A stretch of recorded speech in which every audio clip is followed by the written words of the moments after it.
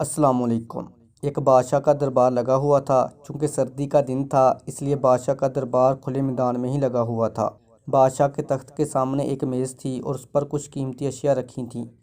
وزیر، مشیر اور امراء وغیرہ سب دربار میں بیٹھے تھے۔ بادشاہ کے خاندان کے دیگر افراد بھی موجود تھے۔ اسی وقت ایک شخص آیا اور دربار میں داخلے کی اجازت چاہی۔ اجازت مل گئی تو اس نے کہا، میرے پاس 2 اشیاء ہیں۔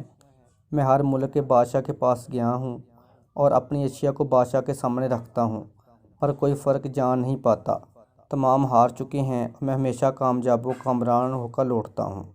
اب آپ کے ملک میں آیا ہوں۔ بادشاہ نے کہا، کیا اشیاء ہیں؟ تو اس نے دونوں اشیاء بادشاہ کے سامنے میز پر رکھ دیں۔ وہ دونوں اشیاء دکھنے میں بالکل ایک جیسی جسامت، یکساں رنگ، یکساں چمک، گویا کہ یہ دونوں اشیاء ایک دوسرے کی نقل محسوس ہوتی تھیں۔ بادشاہ نے کہا، یہ دونوں اشیاء تو بالکل ایک جیسی ہیں۔ تو اسی شخص نے کہا، جی ہاں، دکھائی تو ایک سی دیتی ہیں لیکن ہیں مختلف۔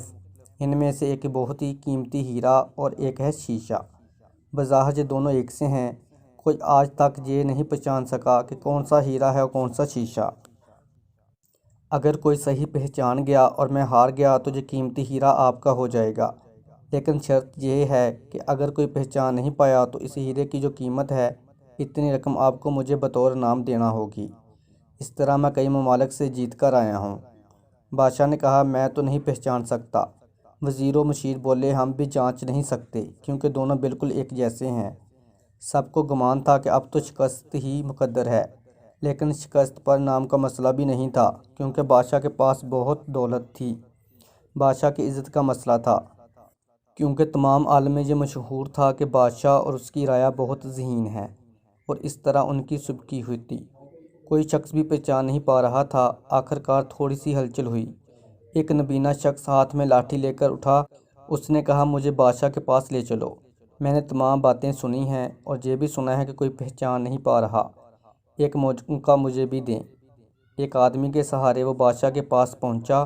اس نے بادشاہ سے درخواست کی کہ ایسے تو میں پیدائشی نبینا ہوں، لیکن پھر بھی مجھے ایک موقع دیا جائے جس میں بھی ایک بار اپنی ذہانت کو جانچ سکوں اور ہو سکتا ہے کہ کامیاب بھی ہو جاؤں۔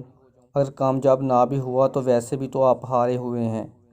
بادشاہ کو محسوس ہوا کہ اسے موقع دینے میں کیا حرج ہے۔ بادشاہ نے کہا کہ ٹھیک ہے۔ اس نبینا شخص کو دونوں چیزیں چھونے کے لیے دے دی گئیں اور پوچھا گیا، اس میں سے کون سا ہیرا ہے اور کون سا شیشہ؟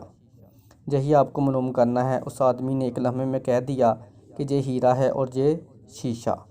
جو آدمی اتنی جگہوں سے جیت کر آیا تھا وہ بہت حیران ہو گیا اور کہا کہ ٹھیک ہے، آپ نے صحیح پہچانا۔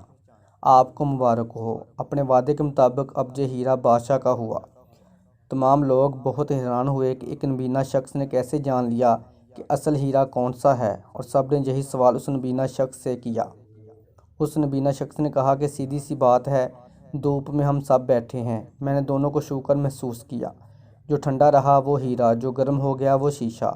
اس طرح زندگی میں بھی جو شخص سخت اور مشکل حالات میں گرم ہو جائے، حالات کا سامنا نہ کر سکے، وہ شیشہ کی مانند ہے، اور جو تمام حالات میں ٹھنڈا رہے، ہیرے کی مانند ہے۔ کہانیاں پڑھنے کے شوقین حضرات ہمارے چینل کو سبسکرائب کر لیں۔